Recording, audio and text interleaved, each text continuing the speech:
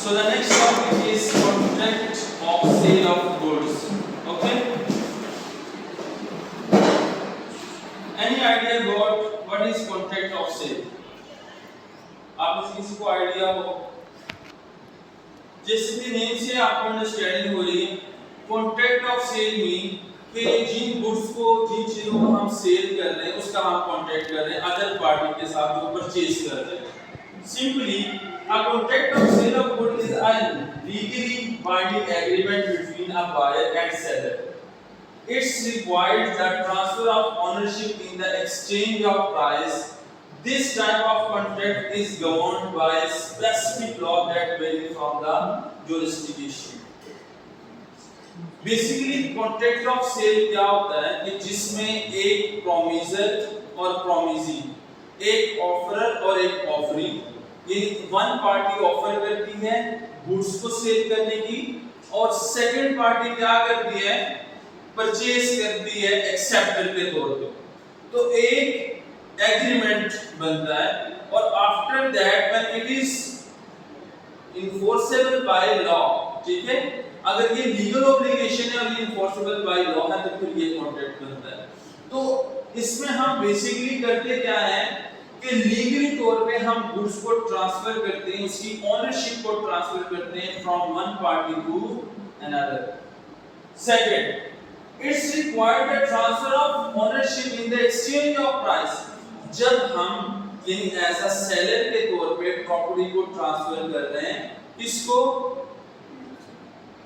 जो परचेजर है, यानी परचेजर को हम वो प्रॉपर्टी ट्रांसफर कर रहे हैं, तो परचेजर क्या करता है, एज अ रिवॉर्ड के तौर पे वो हमें प्राइस पे करता है और ये कंसीडरेशन होती है, यानी हम उसको गुड्स डिलीवर कर रहे हैं और उसकी रिस्पांस पर परचेजर क्या कर रहा है, हमें पेमेंट पे कर रहा है। इस तरीके से ये ट्रांसफर हो जाती है ओनरशिप।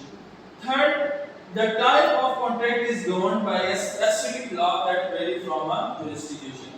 ये एक स्पेसिफिक कॉन्ट्रैक्ट होता है जिसके अंदर हमने जो भी टर्म एंड कंडीशन और जो भी प्रिस्क्राइब्ड मैनर मेंशन की होती है उन तमाम को दोनों पार्टीज ने फुलफिल करना है, चाहे वो ऑफरर है, चाहे वो ऑफरी है, चाहे वो सेलर है और चाहे वो purchaser.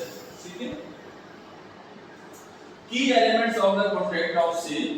The essential element include the identification of parties involved, the description of goods and the purchase price. Both parties must demonstrate mutual consent for the contract to be valid and essential. The consideration, typically in the form of money, must be present to complete the transaction. जब भी आपने goods में वो तमाम ऐसी चीजें, तमाम वो गुड्स जो कि बिजनेस पर्पसेस के लिए आप उसको सेल करते हैं तो वो आपके गुड्स कहलाते हैं। ठीक है।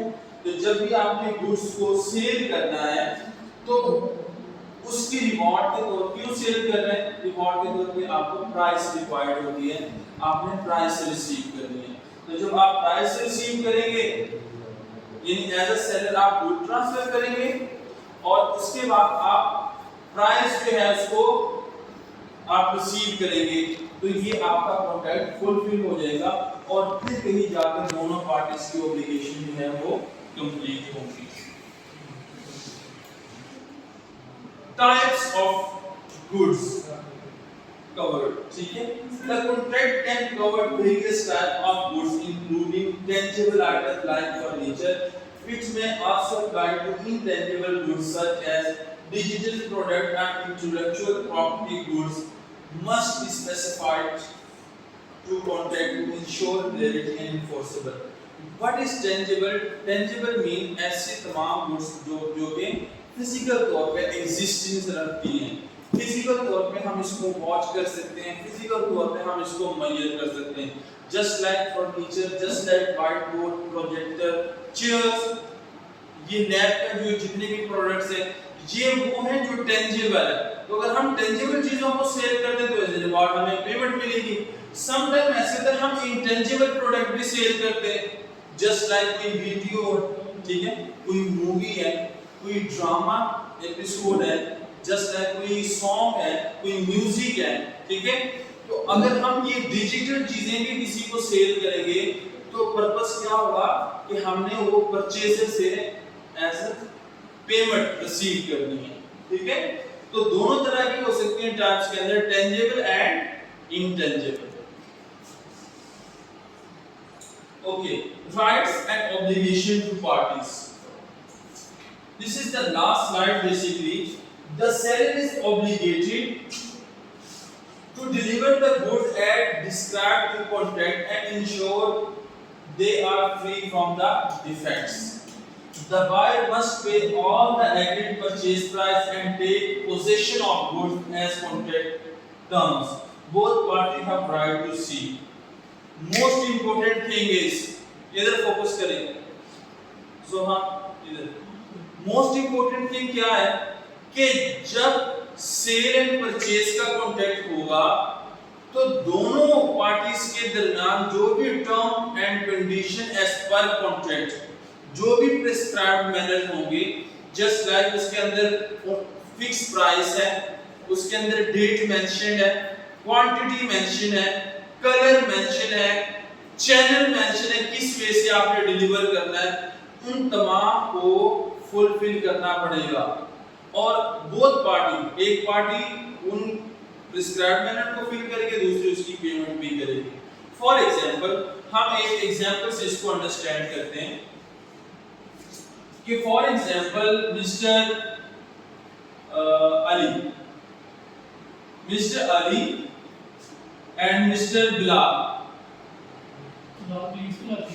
ओके। सो मिस्टर अली और mister Bilal, for example mister Ali एक मोटर कार सेल करना चाहते हैं मिस्टर बिलाल को, और मिस्टर बिलाल जो है ये पेमेंट करेगा कितना, फॉर एग्जाम्पल 3 मिलियन रुपीस। अब इस बात को समझे, मिस्टर अली सेल करना चाहता है एक कार, तो गुड्स है, मतलब कि उसका एक शोरूम है, तो शोरूम के अंदर वो कार जो होगी वो गुड्स के तौर पे ट्रीट की जाएगी। तो वो इसको सेल करना चाहते हैं बिलाल को। बिलाल जो है वो एक्सेप्टर है, वो कहता है मैं ये कार परचेज करना चाहता हूँ, कितने का, 3 मिलियन का। तो अब इसमें कुछ टर्म एंड कंडीशंस है क्या, कि फॉर एग्जांपल मिस्टर बिलाल इसको कहता है, ठीक है, कि मैं आपसे ये जो कार अगर मैं परचेज करता हूं तो इसकी जो रजिस्ट्रेशन फी होगी ये 3 मिलियन के अंदर इंक्लूड होगी, जब ये कॉन्ट्रैक्ट साइन कर रहे थे। फिर इसने इसको कहा कि देखिए मिस्टर अली ने इसको कहा कि मुझे जो आपने पेमेंट करनी है ना वो टोटल अमाउंट देनी है, कोई इंस्टॉलमेंट नहीं, कुछ भी नहीं। जब आपने कार परचेज करनी है तो ऑन द स्पॉट आपने उसकी पेमेंट करनी है। ये एक कंडीशन लगा दी अली ने कि मुझे आपने पेमेंट होल के अंदर करनी है, लमसम के अंदर करनी है, not in installment. Mister Bilal ने इसको कहा कि ठीक है, फिर मैं ऐसे करता हूं कि अगर आज 23 डेट है तो मैं 25 को आपसे ये परचेज करूंगा इस प्राइस के ऊपर। तो मिस्टर अली ने इसको कहा कि देखिए अगर आप 25 को आएंगे तो हम डील डन समझेंगे, अदरवाइज अगर आप किसी और टाइम पे आ जाएंगे 26 27 को तो हम आपको कार सेल नहीं करेंगे। तो बेटा ये कुछ टर्म एंड कंडीशन है जो कि बोथ सेलर एंड परचेजर ने इसको फुलफिल करना है। तो अगर मिस्टर अली जो है वो उसको कार ऑन टाइम डिलीवर कर लेता है, जो भी चीजें कंडीशन लगाई थी मिस्टर बिलाल की तरफ से, और मिस्टर बिलाल जो है वो 3 मिलियन रुपीस पे कर देते हैं मिस्टर अली को, तो इट्स मीन के कॉन्ट्रैक्ट हैज बीन फुलफिल और अब ये कॉन्ट्रैक्ट जो है ये डिस्चार्ज हो गया, यानी कंप्लीट हो गया। दोनों पार्टी ने अपनी ऑब्लिगेशन को फुलफिल किया। तो जब भी आपने contract of sale of goods करना है तो सेल ऑफ गुड्स मीन कि आपका जो बिजनेस है ना, और बिजनेस के अंदर आप जिन प्रोडक्ट्स को बनाते हैं चाहे वो टेंजिबल है चाहे वो इनटेंजिबल है, आपने किस तरीके से उसको सेल करना है और एज अ रिवार्ड के तौर पे आपने किस तरीके से उससे पेमेंट लेनी है। दोनों पार्टी के राइट्स और ऑब्लिगेशन जो है वो अपनी जगह पे है और जो भी right and obligation as per contract होगी both parties will fulfill their obligations and their